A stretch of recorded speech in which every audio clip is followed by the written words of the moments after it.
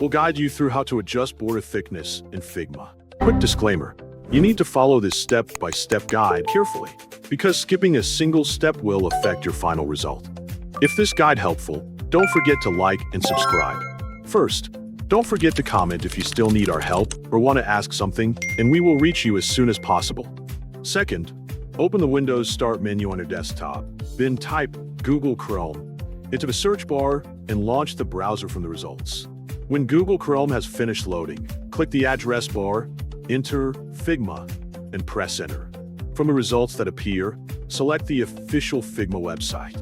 Make sure you're already signed into your Figma account so all design features and project files are available. Once your login is confirmed, the Figma homepage and dashboard will appear in your browser. To adjust border thickness in Figma, select one of your previous projects from the Recent Files section. Click the project you want to edit, and the project editor will open on the screen. Once the canvas is visible, locate the border layer that you want to modify. You can select the layer directly on the canvas by clicking the object that contains the border. Alternatively, you can find and select the layer through the Layers panel on the left side of the screen. Using the Layers panel is often helpful when multiple objects overlap or when it is difficult to select the correct element on the canvas. After selecting the appropriate layer, move your cursor to the Properties panel on the right side of the screen and look for the Stroke section. This section contains all the settings related to the border of the selected object.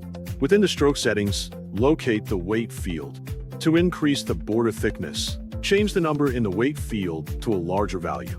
For example, you can enter 5 to make the border more prominent and easier to see.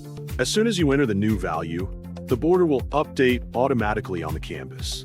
If you prefer a more visual method, you can also click and drag the control to the right to make the stroke thicker, or drag it to the left to make the stroke thinner.